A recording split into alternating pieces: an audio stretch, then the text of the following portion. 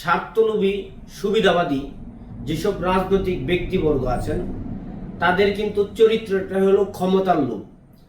দেশের স্বার্থে, জাতীয় স্বার্থে, দেশের সাধারণ মানুষের স্বার্থে তারা কখনোই কাজ করেন না। আমরা যদি লক্ষ্য করে দেখি 1996 সালে আওয়ামী লীগের সাথে চলে গিয়েছিল আনোয়ার হোসেন মঞ্জু শুধু একটি মন্ত্রিত্বের কারণে। সেই সেম আমরা লক্ষ্য করে দেখেছি মন্ত্রী হওয়ার জন্য, এমপি হওয়ার জন্য সাবেক সফল রাষ্ট্রপতি আলহাজ হোসেন মোহাম্মদ এরশাদ স্যারকে 2014 সালে সিএমএস নামক হসপিটালে আটক রেখে কিছু দালাল সুবিধাভোগী মানুষ জাতীয় পার্টির চেয়ারম্যানের সাথে বিরোধিতা করে শেখ হাসিনার সাথে হাতাহাত করে 2014 সালে নির্বাচনে গিয়েছিল, যার কারণে এই আওয়ামী লীগ একটি স্বৈরাচারী সরকার হওয়ার মতন সুবিধা পেয়েছে কিংবা সুযোগ পেয়েছে।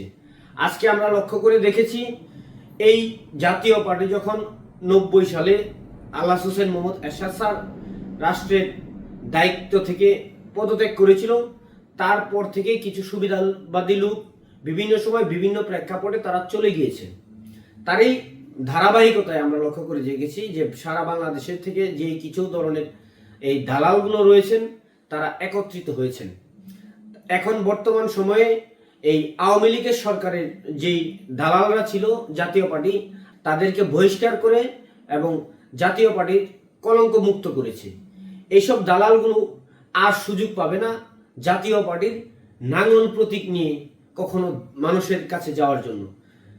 এই সুযোগটা কাজে লাগিয়ে এক মীর জাফর, আনোয়ার হোসেন মঞ্জু তারা আবার বর্তমান এবং আগের যে কয়েকজন দালাল ছিল তারা একত্রিত হয়েছে। আমরা লক্ষ্য করে দেখেছি তারা একত্রিত হয়ে জাতীয় পার্টির নামে কিছু কুৎসা রটাচ্ছে এবং জাতীয় পার্টির সুযোগ না পেয়ে এখন তারা সাইকেলে উঠেছে। আপনারা এখনই সতর্ক হয়ে যান। এইসব যারা রাজনৈতিক ব্যক্তি নামে দেশকে বিক্রি করতে চায়, দেশের স্বার্থ না দেখে তাদের নিজস্ব স্বার্থ দেখতে চায়, তাদেরকে এখনই প্রতিহত করতে হবে। যদি প্রতিহত না করা যায় তাহলে কিন্তু আগামী দিনে দেশের পরিস্থিতি খুবই খারাপ হতে পারে। তাই দেশের সাধারণ মানুষকে বলবো, আপনারা এখনই বিচক্ষণতার পরিচয় দেন।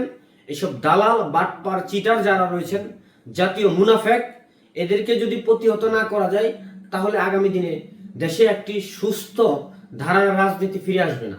জাতীয় পার্টি সঠিক সময় সঠিক সিদ্ধান্ত নিয়েছেন এবং এসব দালাল বাটপারদেরকে রাজনীতি থেকে বিতাড়িত করেছেন।